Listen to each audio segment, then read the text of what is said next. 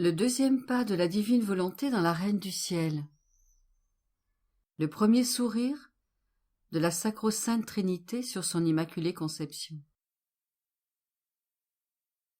L'âme, me voici de nouveau sur vos genoux maternels pour écouter vos leçons.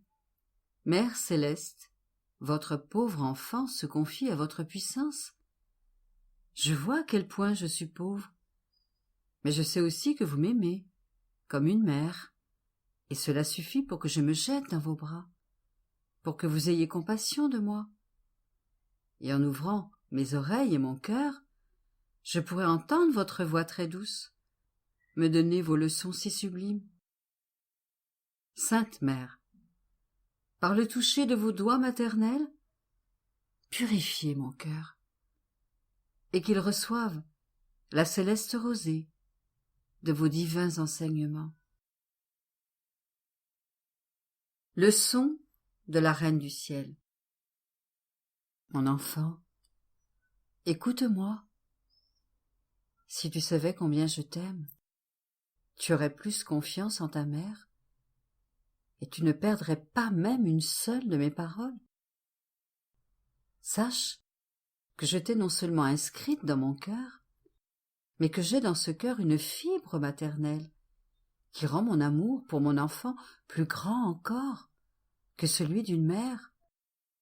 Par conséquent, je veux que tu entendes le grand prodige que le Fiat suprême a opéré en moi, afin que toi, en m'imitant, tu me rendes le grand honneur d'être ma princesse. Oh, avec quelle ardeur mon cœur inondé d'amour désire être entouré de la noble compagnie de petites reines. Aussi, écoute-moi, ma très chère enfant.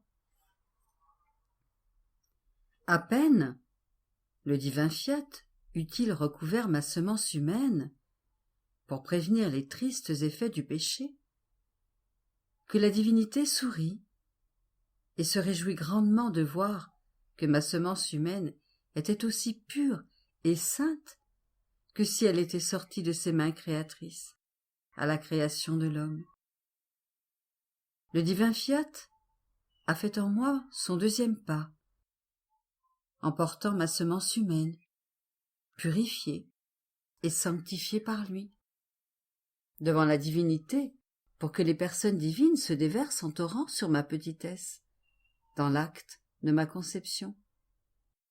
La divinité, percevant en moi sa belle et pure œuvre créatrice, eut un sourire de contentement et, dans son désir de me fêter, le Père céleste répandit sur moi des mers de puissance, le Fils des mers de sagesse, le Saint-Esprit des mers d'amour.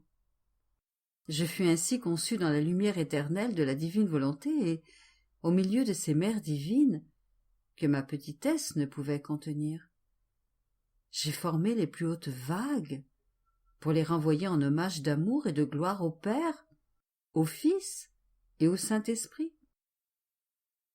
La divinité n'avait Dieu que pour moi, et pour ne pas être surpassée en amour, avec des sourires et des caresses, elle m'a envoyé d'autres mères, qui m'embellissaient tellement, que lorsque ma minuscule humanité fut formée, j'avais acquis le pouvoir enchanteur de captiver mon Créateur. Et mon Créateur se laissa véritablement ravir, si bien que les festivités entre Dieu et moi étaient infinies. Nous ne nous refusions rien l'un à l'autre, mais sais-tu ce qui m'animait de cette force enchanteresse? C'était la divine volonté qui avait sa vie en moi. Par conséquent, la puissance de l'être suprême était également mienne, et nous avions ainsi un égal pouvoir de nous ravir l'un l'autre. Mon enfant, écoute ta mère. Sache que je t'aime beaucoup et que je veux voir ton âme emplie des mêmes mers. Ces mers qui sont en moi débordent et veulent se déverser. Mais il faut pour cela que tu te libères de ta propre volonté pour que la divine volonté puisse faire en toi le deuxième pas.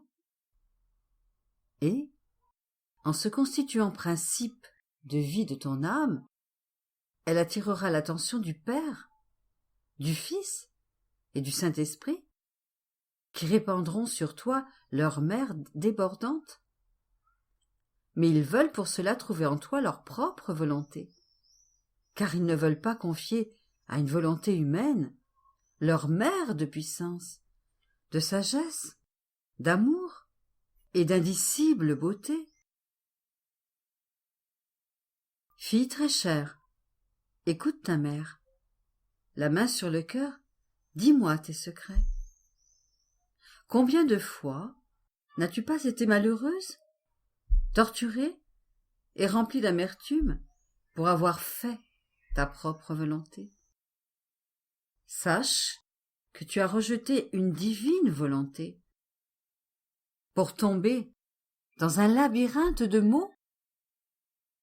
La divine volonté veut te rendre pure et sainte, heureuse et belle, d'une beauté enchanteresse. Et toi, en faisant ta volonté, tu lui as fait la guerre, et tu l'as chassée, avec tristesse de sa demeure bien-aimée, qui est ton âme. Sache, enfant bien-aimé, que c'est une souffrance pour ta mère de ne plus te voir dans le soleil du divin fiat, mais dans la dense obscurité de la nuit de ta volonté humaine. Mais relève-toi et prends courage. Si tu me promets de placer ta volonté entre mes mains, moi, ta mère céleste, je te prendrai dans mes bras, je te placerai sur mon giron et réordonnerai en toi la vie de la divine volonté. Et toi aussi, après tant de larmes, tu seras mon sourire et ma fête, et le sourire et la fête de la sacro-sainte Trinité. L'âme, Mère céleste, si vous m'aimez tant, je vous en supplie, ne me laissez pas descendre de vos genoux maternels. Et lorsque vous verrez que je suis sur le point de faire ma volonté, veillez sur ma pauvre âme. Enfermez-moi dans votre cœur, afin que la puissance de votre amour ardent réduise en cendres ma volonté. Je changerai ainsi vos larmes en sourires de grande satisfaction. Petite fleur, aujourd'hui, pour m'honorer, tu viendras 3 fois sur mes genoux, me confier ta volonté en disant « Maman, je veux que ma volonté soit vôtre pour que vous la changiez en divine volonté. » Exclamation. Reine souveraine, par votre commandement divin, rabattez ma volonté, pour que la semence de la divine volonté germe et grandisse en moi.